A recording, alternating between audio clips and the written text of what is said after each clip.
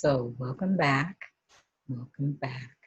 I believe this is going to be the last video. This is NileValleyCiv 18. 18. I was hoping to only go to 12 and we're at 18. But I hope it's been good. I hope you've enjoyed the journey. I hope you got a lot out of it. However, let's finish up. So the Teken, as I said, the Teken is associated with Asar. Asar being the first divine father, right? That we know of, the first recorded divine father in the sense that first humans were born out of that, or at first, come to life kind of a father. And so this is the Teken. I know we are used to the Greek term obelisk, but actually the original name is Teken. It is a representation of the phallus or the male phallus rising in power. It symbolizes stability. It symbolizes support. Not necessarily protection, but power is there too. Power is implicated. But power in the sense that that power is something that comes from within. Power that we're used to it being expressed, especially in the West, is if you have power over someone, and then you are deemed as a powerful person.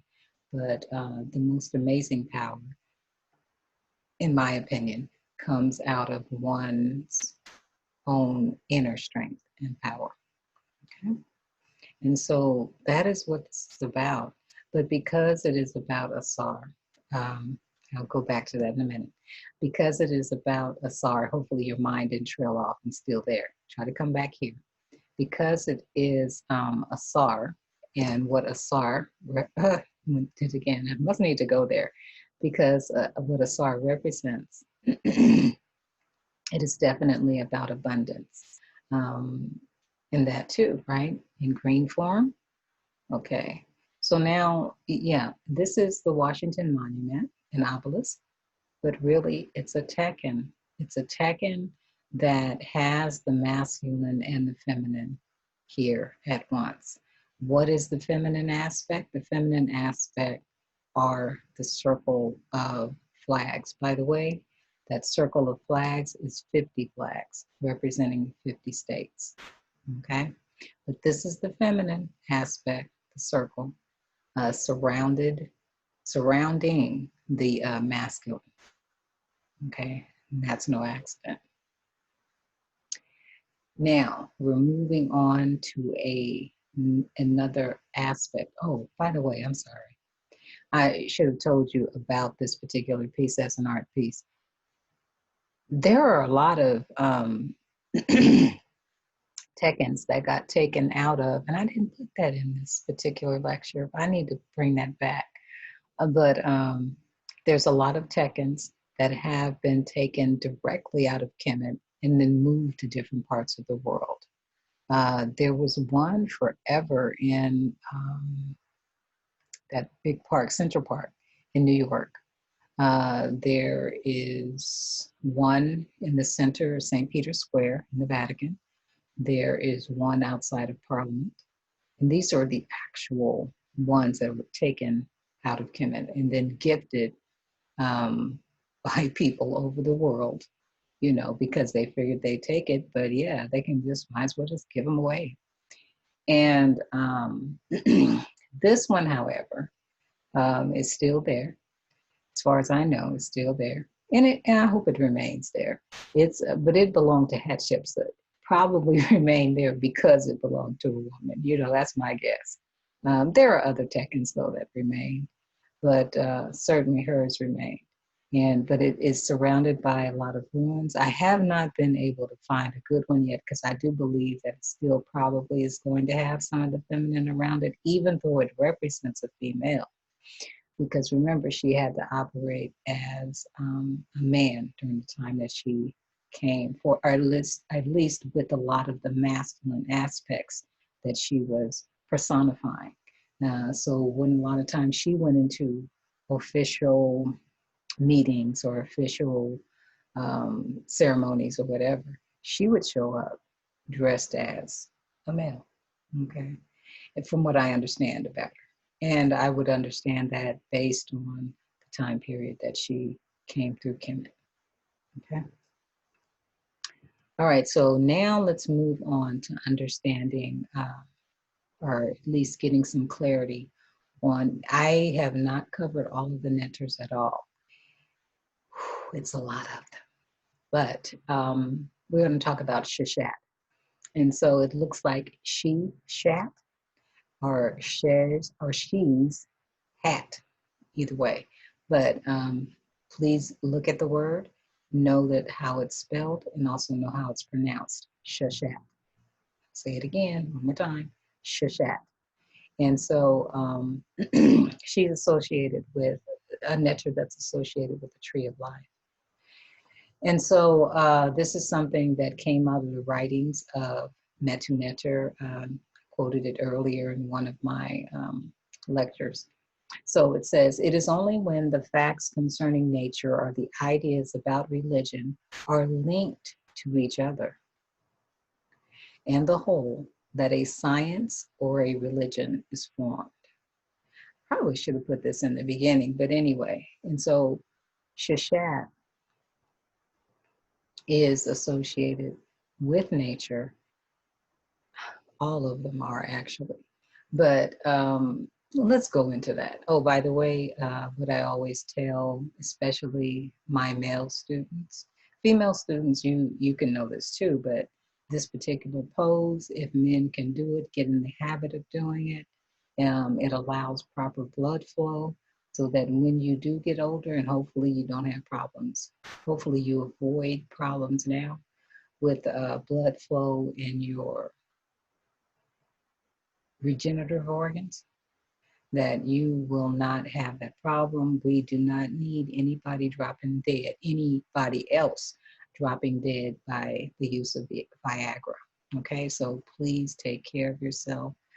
Try to consume things that create good blood flow, and that should be not as much of a problem later on in life.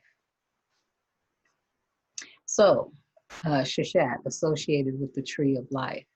Now, trees in and of themselves, especially evergreen trees, are thought of as being associated with forever being able to give life, forever being able to regenerate.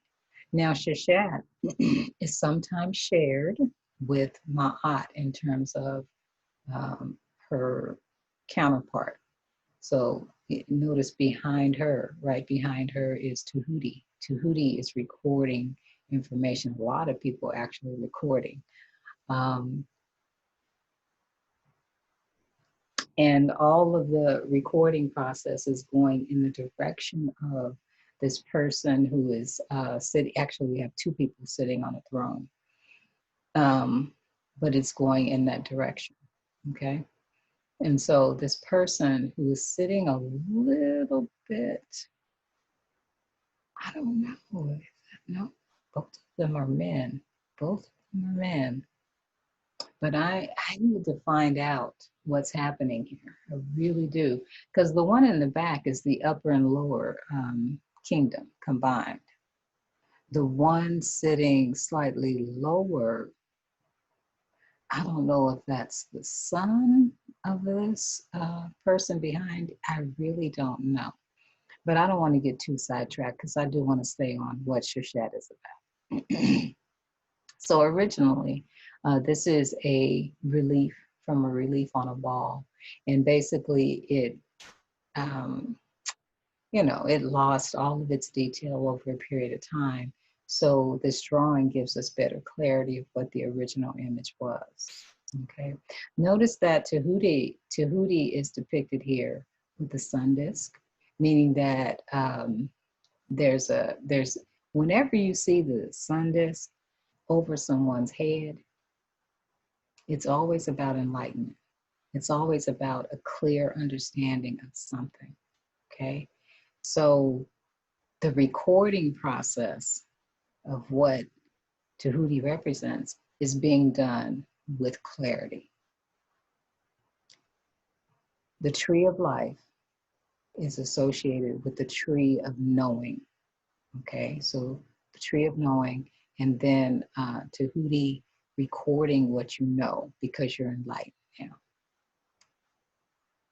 Okay, so what do we know about, the tree of the knowledge of good, the tree of the knowledge of good and evil? I think that's how it's referred to in the Bible, right? We know that Eve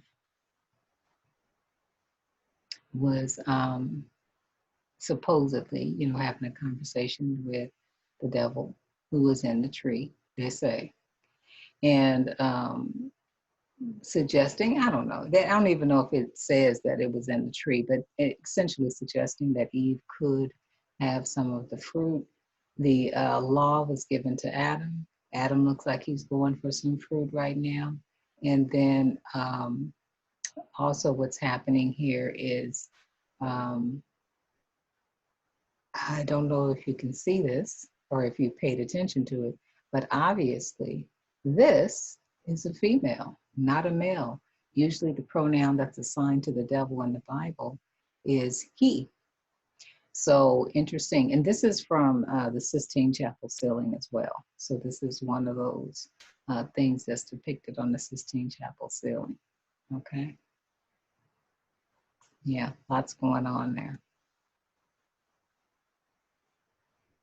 Okay. So the story with this, though, and this is the reason why I felt like I needed to put this up, the story that's associated with this is that they were walking around in ignorant bliss.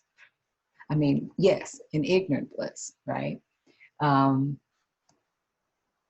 story, though, really that's happening with Ma'at, I'm sorry, not Ma'at, Sheshat and Tahuti, okay, is that to know what to do, to have that enlightened recording in your mind and in your heart is a good thing.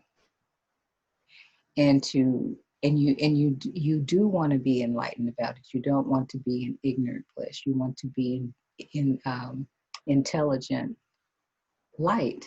Okay, so it's pretty much almost the flip-flop opposite of what we've been taught about the knowledge of the tree of knowledge of good and evil. Okay, still almost the same kind of concept, but because it came from this. But the thing is that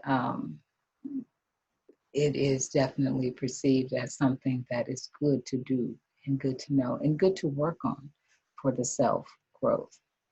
Okay, and then so now this whole concept about the tree. Let's go back to this. The tree is a representation. It can be a representation, and that's kind of sort of what I was getting to here. I didn't talk about it, but that the tree could be like a metaphor for the human form. The roots representing the feet. The feet are grounded and planted on earth when you walk, and even when you stand, they're grounded and rooted on earth, and they're supporting you. And they support something called your trunk when you get right in here in your body.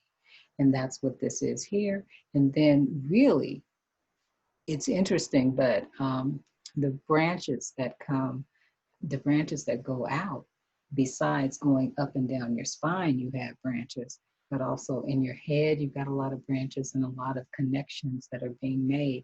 And that is forever expanding. And if you take good care of a tree, and a tree doesn't have to get cut down for whatever reason, that tree will continue to expand and continue to grow out, just like your mind. So it's almost a metaphor for that.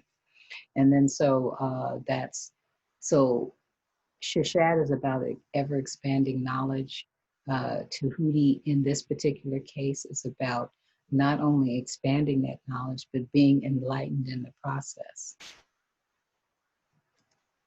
And so that's what's kind of sort of happening here, that even though this is a tomb, I think this was a tomb of one of the Ramses, I can't remember which Ramses, but what I am trying to push across to you is not so much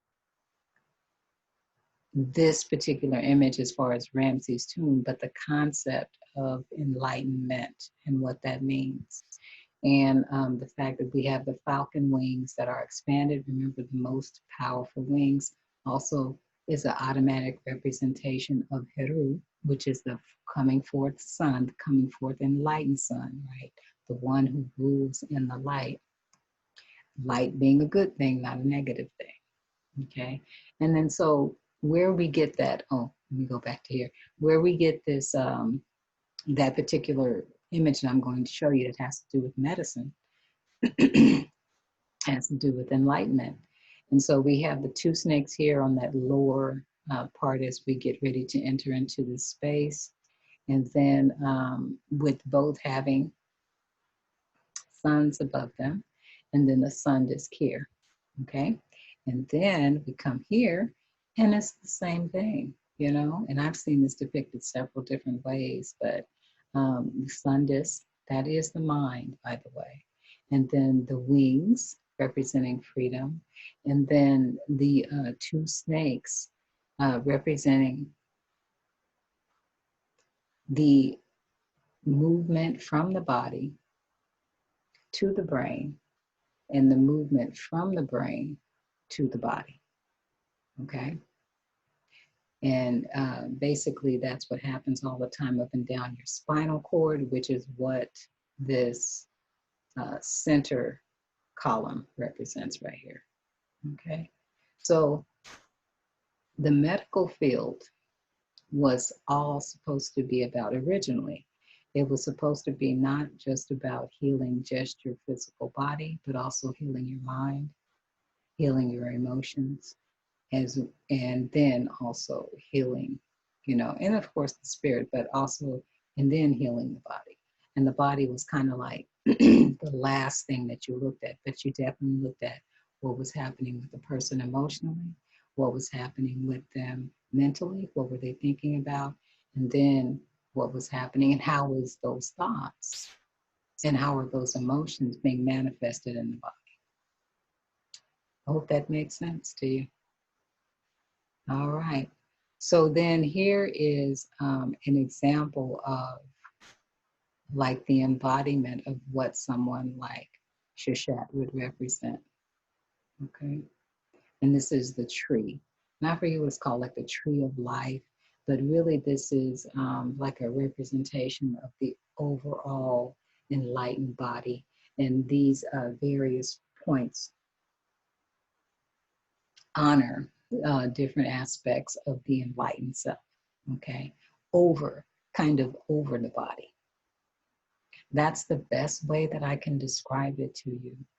But I hope that you see here in the lower left is something called a Merkaba. This is actually a Merkaba too. And then this is the masculine and feminine being in balance. It's other things as well, but we'll call it that. It also is kind of like the shape of an atom as it's spinning. So with that being said, I believe that is the end of our lecture. I hope that you understand that there is, I didn't talk a lot about the Amsu Heru, but being enlightened and having the freedom to distinguish with enlightenment based on Tahuti principles right here. Having the ability to distinguish with enlightened principles is very similar to being enlightened. And that is the whole point of the Netaru, or the Neters, within the concept of ancient Kemet in the Nile Valley civilization.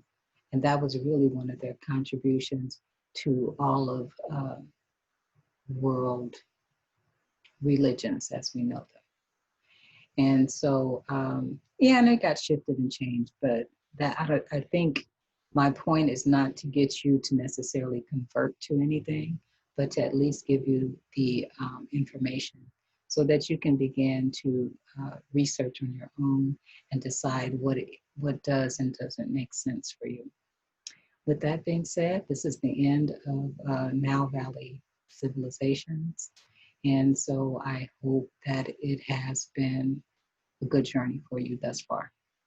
All right. Have a lovely day.